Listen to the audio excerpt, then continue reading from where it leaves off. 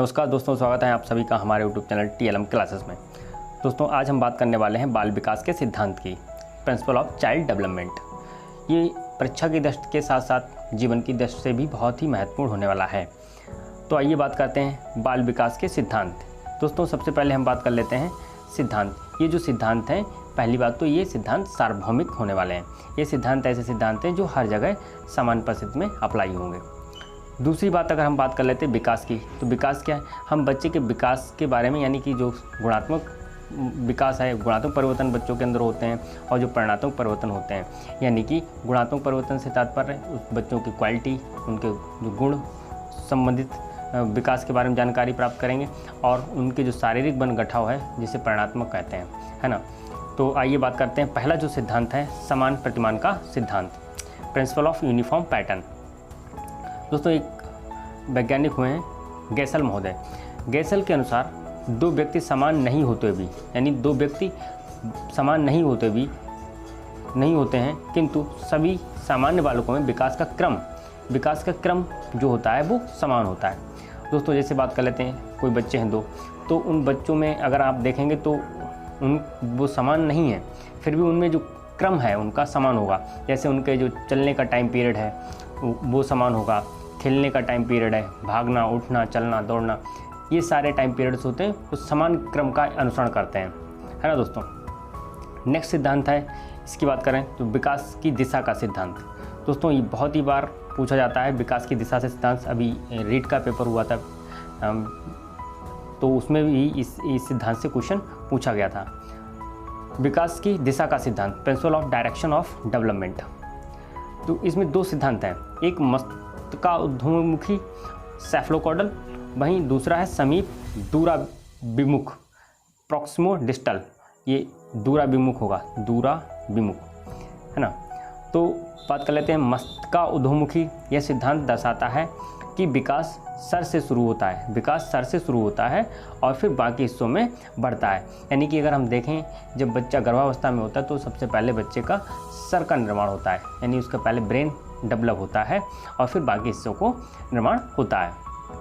वहीं अगर बात करें समीप दूराभिमुख से जो क्वेश्चन है, तो समीप दूराभिमुख इसमें विकास केंद्र से बाहर की ओर होता है। तो अगर हम बात करें जैसे जब बच्चा गर्भावस्था में होता है तो पहले उसका जो होता है वो हृदय बनता है, यानी हार्ट पहले डेवलपमेंट होता है, फिर बाकी हिस्से का विकास होता है, तो इसे समीप दूराभिमुख कहेंगे। तो एग्जाम्पल भी आपको थोड़ा सा याद रखना है, क्योंकि क्वेश्चन जब बनता है वो एग्जाम्पल को ही लेकर के बनता है।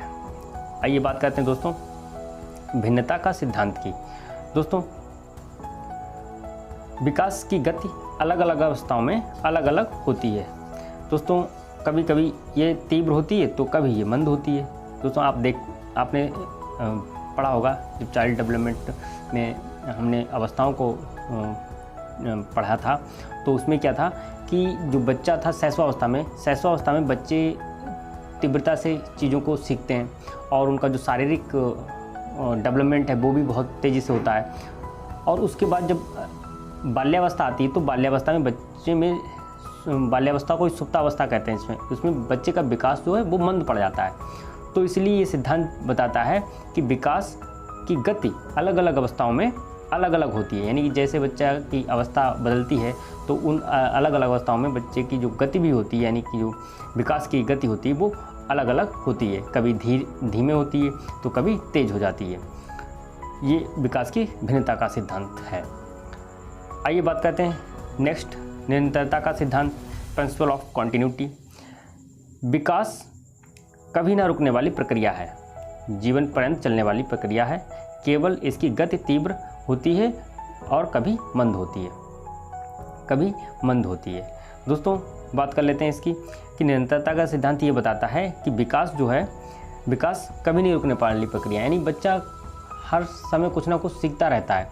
विकास धीमे और तेज़ तो हो सकता है, लेकिन ये निरंतर चलता रहता है। धीरे और तेज होगा बट ये रुकेगा नहीं, ये निरंतर ही चलता रहता है, इसलिए ये सिद्धांत निरंतरता का सिद्धांत कहलाता है। आइए बात कर लेते हैं दोस्तों सामान्य से विशिष्ट क्रियाओं का सिद्धांत, principle of general to specific response.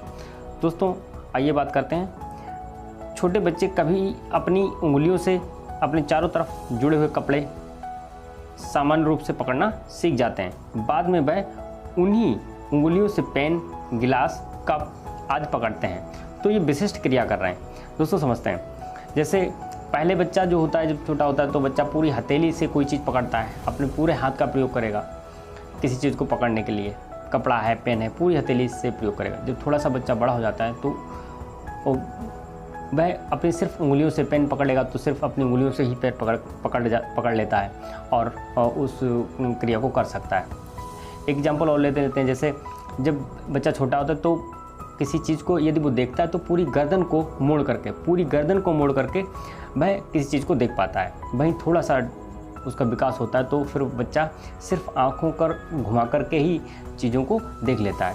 तो इसे कहते हैं सामान्य से विशिष्ट क्रियाओं का सिद्धांत। यानी पहले वह सामान्य तरीके से चीज़ों को देखना या पकड़ना सीखता है और फिर उन्हीं चीज़ों का प्रयोग करके वह विशिष्ट चीज़ें, जैसे कि उंगलियों से पेन पकड़ना, गिलास, कप आदि पकड़ते, तो ये विशिष्ट क्रिया कर रहे हैं, है ना। तो ये विशिष्ट क्रिया कर रहे हैं। आइए दोस्तों, दूसरा जो सिद्धांत है पूर्वानुमान का सिद्धांत, प्रिंसिपल ऑफ प्रेडिक्टिबिलिटी। दोस्तों विकास का हम पूर्व अनुमान लगा सकते हैं, विकास की दिशा में अधिक होगा, किस दिशा में कम होगा, तो इसे विकास का पूर्व अनुमान सिद्धांत कहते हैं। दोस्तों नेक्स्ट सिद्धांत है एकीकरण का सिद्धांत, प्रिंसिपल ऑफ यूनिटरी प्रोसेस।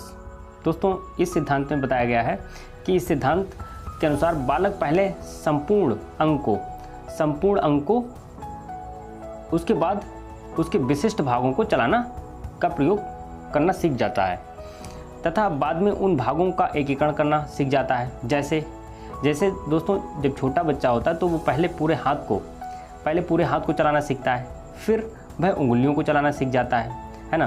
पहले पूरे हाथ को चलाएगा और फिर उंगलियों को हिलाने का प्रयास करता है और फिर उसके बाद फिर वह हाथ और उंगलियों को एक साथ मिला करके काम करना सीख जाता है। तो इसे एकीकरण का सिद्धांत कहते हैं। यानी पहले बच्चा क्या करेगा, पहले पूरे हाथ को हिलाता है, पूरे हाथ को हिलाने के बाद वह उंगलियां चलाना सीख जाता है और फिर जब वह हाथ और उंगली से दोनों को मिला करके काम करता है तो इसे एकीकरण का सिद्धांत कहते हैं। दोस्तों नेक्स्ट सिद्धांत है वर्तुलाकार बनाम रेखीय प्रगति का सिद्धांत। दोस्तों बहुत ही महत्वपूर्ण होने वाला है ये वर्तुलाकार बनाम रेखीय प्रगति का सिद्धांत। दोस्तों बात करते हैं वर्तुलाकार बनाम रेखीय प्रगति के सिद्धांत की, principle of spiral versus linear, है ना। तो विकास वर्तुलाकार होता है, वर्तुलाकार यानी बच्चे का विकास एक निश्चित स्तर तक होकर फिर विकास की प्रगति रुक जाती है। एक बच्चे का जो विकास होता है एक निश्चित स्तर तक होगा, फिर उसकी प्रगति रुक जाती है जब तक कि वह बाकी अंगों का संतुलन नहीं कर लेता। आइए समझते हैं दोस्तों कि विकास वर्तुलाकार कैसे होता है। यानी कि विकास इस टाइप से चलता है दोस्तों, इस टाइप से। दोस्तों विकास जैसे ये बच्चे ने कुछ सीखा और फिर ये पीछे हटता है। विकास यहाँ पर देखिए आप, ये कुछ सीखा और फिर ये फिर से वापस पीछे हट रहा है और फिर पीछे हट करके फिर आगे बढ़ता है। तो इस टाइप से ये वर्तुलाकार सिद्धांत कहलाता है, क्योंकि इसमें बच्चा कुछ सीखता है और फिर पीछे हट करके उस चीज़ को स्थायी बनाता है। देखिए यहाँ पर जो बच्चा है पीछे बैक जा रहा है और चीज़ों को जो सीखा है उसने उन चीज़ों को क्या कर रहा है, स्थायी कर रहा है। तो इसीलिए इसे वर्तुलाकार विकास जो होता है वो वर्तुलाकार होता है, ना कि रेखीय होता है। रेखीय नहीं होता है, एक लीनियर इक्वेशन में नहीं चलता है, बल्कि विकास जो होता है वो वर्तुलाकार होता है ना। विकास जो होता है वो निश्चित स्तर तक होकर के फिर विकास की गति जो रुक जाती है और जब तक रुकी रहती है जब तक वह जो चीज़ें सीखी हैं उसने उनको स्थायी नहीं कर लेता और उनको स्थायी करने के बाद फिर से आगे बढ़ेगा, है ना। नेक्स्ट सिद्धांत है दोस्तों, इसकी बात कर लेते हैं आज, व्यक्तिगत भिन्नता का सिद्धांत। दोस्तों व्यक्तिगत भिन्नता का सिद्धांत से तात्पर्य प्रिंसिपल ऑफ इंडिविजुअल डिफरेंसेस, यानी हर बच्चे में इंडिविजुअल डिफरेंसेस होते हैं। बच्चों का विकास व्यक्तिगत भिन्नता के अनुसार चलता है। किसी में विकास तेज तो किसी में विकास की गति कम होती है। आपने देखा हो दोस्तों, टर्मन ने विकास को IQ को डिवाइड किया हुआ है। यानी कुछ बच्चे हैं उसी टॉपिक को जब आप पढ़ाते हैं तो जल्दी सीख जाते हैं, कुछ बच्चे हैं मुश्किल सीख पाते हैं। तो ये व्यक्तिगत भिन्नता का सिद्धांत कहलाएगा। कुछ बच्चों में जो विकास होता है वो तेज़ी से हो जाता है, कुछ बच्चों में थोड़ा सा कम होता है। तो ये व्यक्तिगत भिन्नता का सिद्धांत में आएगा। नेक्स्ट सिद्धांत है आपका अंतर संबंधित विकास का सिद्धांत। दोस्तों ये भी बहुत ही इंपॉर्टेंट होने वाला है कि प्रिंसिपल ऑफ इंटर्न डेवलपमेंट। एक बच्चे में विकास शारीरिक, बौद्धिक और संवेगात्मक, सामाजिक, अन्य प्रकार के विकास अंतर संबंधित होते हैं, परस्पर अंतर संबंधित होते हैं। दोस्तों समझते हैं, जैसे बच्चे में यदि बौद्धिक विकास अच्छा होगा तो हम कह सकते हैं बच्चे में बौद्धिक विकास, यानी कि बौद्धिक विकास अगर अच्छा होगा तो उसका संवेगात्मक विकास, सामाजिक विकास भी अच्छा होने वाला है। जब बच्चे में IQ अच्छा होगा तो जाहिर सी बात है उसके संवेग और जो समाज में उसकी घुलन मिलन की व्यवस्था, तो ये इसे हम समझ सकते हैं कि विकास जो है वो एक दूसरे पर संबंधित होता है। जैसे बच्चे का शारीरिक विकास अगर अच्छा है तो हम कह सकते हैं बच्चे का अगर शारीरिक विकास अच्छा है तो काफ़ी हद तक हम कह सकते हैं बच्चे का बौद्धिक स्तर भी अच्छा होगा।